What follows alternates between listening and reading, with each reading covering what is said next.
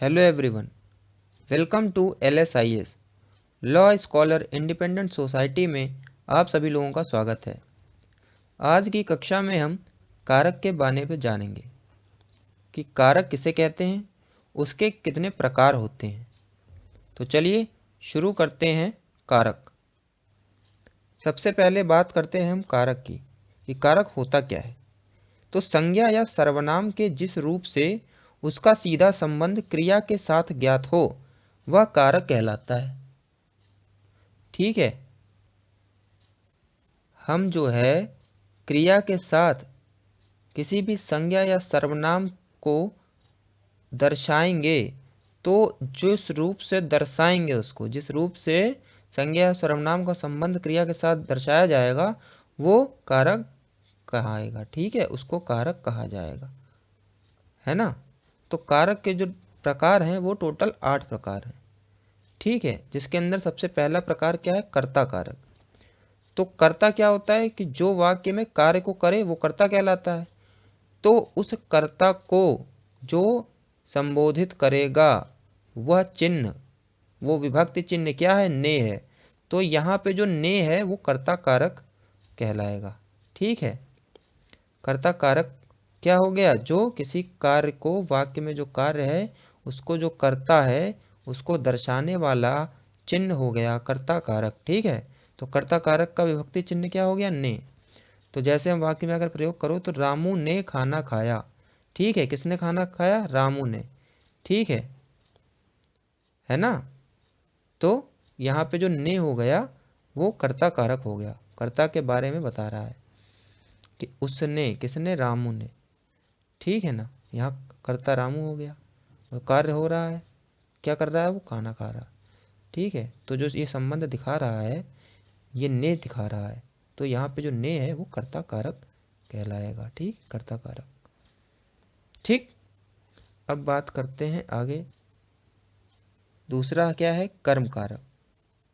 तो कर्म कारक के अंतर्गत क्या होता है कि वह वस्तु या व्यक्ति जिस पर वाक्य में की गई क्रिया का प्रभाव पड़ता है वह कर्म कारक कहलाता है। ठीक है, कर्म होगा उसका कारक विभक्ति चिन्ह जो लगेगा को, तो जो को हो गया वहां पे कर्म कारक हो गया। ठीक है, तो वह वस्तु या व्यक्ति जिस वाक्य में की गई क्रिया का प्रभाव पड़े वो कर्म होता है, और उस कर्म को दर्शाएगा कौन, को विभक्ति चिन्ह। तो जो को विभक्ति चिन्ह कर्म कारक में आएगा। ठीक, जैसे गोपाल ने राधा को बुलाया।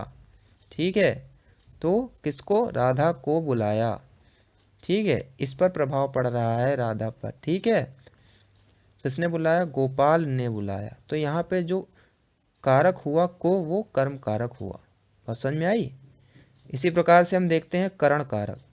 तो करण कारक के अंतर्गत क्या कि वह साधन जिससे क्रिया होती है वह करण कहलाता है ना।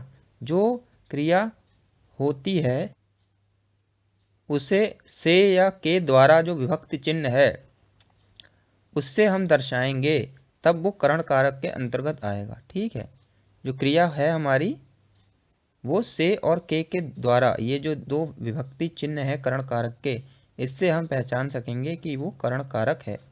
ठीक है, जैसे बच्चे गाड़ियों से खेल रहे हैं। ठीक है, किससे खेल रहे हैं, गाड़ियों से खेल रहे हैं। तो यहाँ पे जो से आ गया ये करण कारक को दर्शाएगा। ठीक है ना, यहाँ पे साधन क्या है, गाड़ियाँ हैं, इससे क्रिया हो रही है, काम हो रहा है ना। तो उसको दर्शा कौन रहा है, से। ठीक है, जो चिन्ह है वो से है, तो से किसके अंतर्गत आ गया, फिर कारण कारक के अंतर्गत। बात समझ में आ रही है ना। तो ये होता है करण कारक। अब बात करते हैं हम संप्रदान की।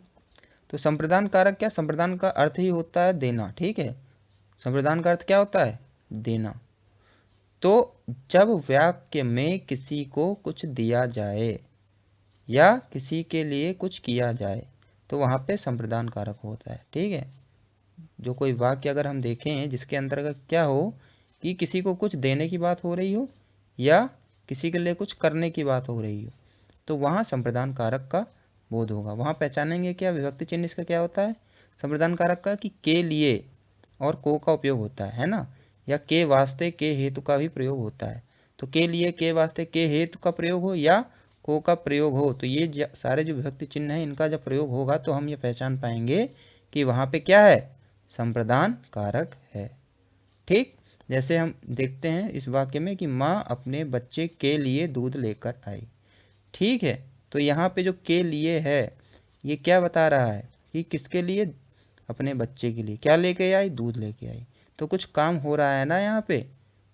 ठीक है, कुछ कर रही है, अपने बच्चे के लिए कर रही है माँ, क्या कर रही है, दूध लेके आ रही है। तो यहाँ जो के लिए है ये संप्रदान कारक को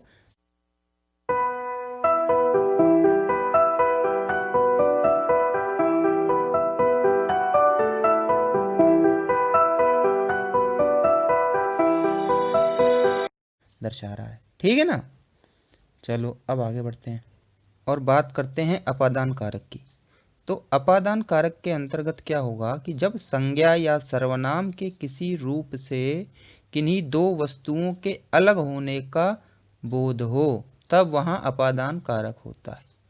ठीक है ना, वहाँ पे अलगाव का हमको पता चलेगा कि यह मालूम हुआ कि यहाँ से दो चीज़ें जो हैं वो एक दूसरे से अलग हो रही हैं। ठीक है ना, तो इसका विभक्ति चिन्ह क्या होता है, से होता है। ठीक है, लेकिन यहाँ पे जो से है वो किसके अर्थ में है, अलग होने के अर्थ में। हमने देखा था कि करण कारक में भी से का उपयोग हो रहा था, तो वहाँ पे से का उपयोग अलग होने के अर्थ में नहीं होगा, वहाँ सामान्य रूप से से का उपयोग होगा। ठीक है ना, वहाँ साधन जो है उसको दर्शाने के लिए से का उपयोग होगा। लेकिन अपादान कारक में जो से का उपयोग होगा वह दो चीज़ों के अलग होने के उपयोग से होगा। ठीक है, वहाँ पे अलग होने का बोध कराएगा। जैसे हम इस जो वाक्य है इसमें देखें अगर कि सुरेश छत से गिर गया। ठीक है, तो छत से सुरेश क्या हुआ, गिर गया, अलग हुआ ना, छत से वह अलग हुआ, एक तरीके से गिर गया तो छत से, पहले छत पे था, छत से अलग होके नीचे गिर गया। तो यहाँ पे जो से है यहाँ अलग होने का बोध करा रहा है। ठीक है, सुरेश का किससे अलग होना, छत से अलग होना।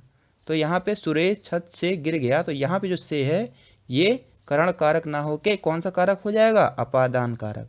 ठीक है, इस बात का ध्यान रखना है। ठीक, से जो होगा अपादान में वो क्या होगा, अलग होने का बोध कराएगा। और करण वाला क्या कराता है, वो साधन को संबोधित करता है। ठीक, अब बात करते हैं हम संबंध कारक की। तो संबंध कारक नाम से यही पता चल रहा है कि यह क्या करेगा, दो वस्तुओं के बीच में क्या करेगा, संबंध का बोध कराएगा, है ना, संज्ञा सर्वनाम का वह रूप जो हमें किन्हीं दो वस्तुओं के बीच में संबंध का बोध कराता हो। ठीक, तो इसके विभक्ति चिन्ह कई सारे हो सकते हैं, का, के, की, ना, ने, नी, रा, रे, री आदि, ये सब जो हैं ये सब क्या है, इसके संबंध कारक के विभक्ति चिन्ह, इनसे हम पहचान सकते हैं। ठीक है ना, जैसे यह नरेश का भाई है। ठीक है, किसका भाई है, नरेश का भाई है ना, संबंध दर्शा रहा है ना, तो ये संबंध कारक यहाँ पे का हो गया। ठीक है, यहाँ पे संबंध कारक का उपयोग हुआ। ठीक, अब हम बात करते हैं अधिकरण कारक की। अधिकरण कारक के अंतर्गत क्या होता है कि संज्ञा का वह रूप जिससे क्रिया के आधार का बोध हो। ठीक है ना, कि उसका क्या आधार है क्रिया का। तो इसके जो विभक्ति चिन्ह है वो क्या है, में, पर। ठीक है, इनका उपयोग होता है।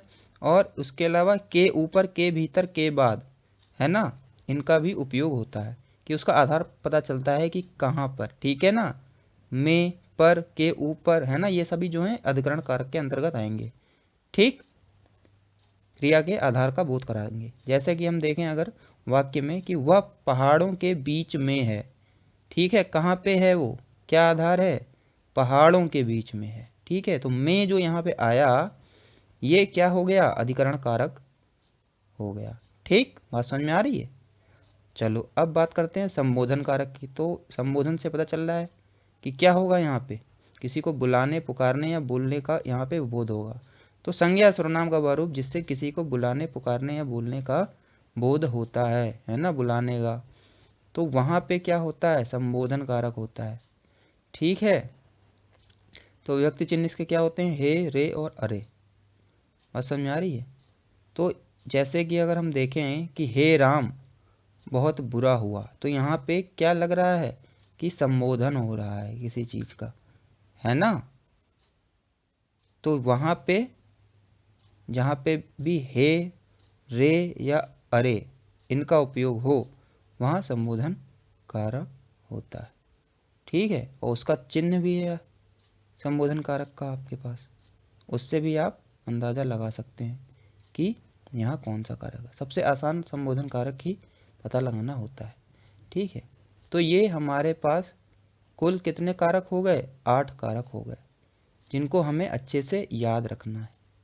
ठीक है, इसको याद रखने का एक सूत्र भी है जिससे थोड़ा दिमाग में आप रख सकते हैं। आइए वो बतलाता हूँ आपको। यहाँ जो ये छोटा सा छंद है या जो पंक्तियाँ हैं, इनसे आप याद कर सकते हैं, अपने दिमाग में रख सकते हैं। ठीक है, कि आप भटके ना थोड़ा, कि कर्ता ने अरु कर्म को करण रीति से जान। ठीक है, कर्ता ने अरु कर्म को करण रीति से जान, संप्रदान को के लिए अपादान से मान, का के की संबंध है अधिकरण में मान, रे हे अरे संबोधन धरऊ मित्र या ध्यान।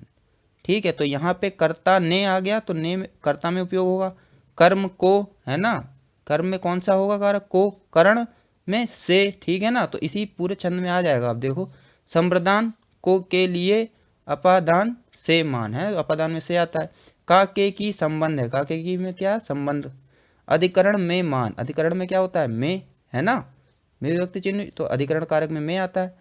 रे हे अरे संबोधन है, वो पता ही आपको, धरो मित्र या ध्यान। तो इस छंद या इस पंक्तियों के माध्यम से, इन पंक्तियों के माध्यम से आप अपने दिमाग में चीज़ों को रख सकते हैं। ठीक है ना, आपको जो कारक है वो विधिपूर्वक याद भी रहेगा। अगर आपको ये वीडियो पसंद आई हो तो आप इसको लाइक करें, दूसरे बच्चों में शेयर करें। ठीक है, और इस चैनल को सब्सक्राइब करना ना भूलें। आप सभी का बहुत बहुत धन्यवाद।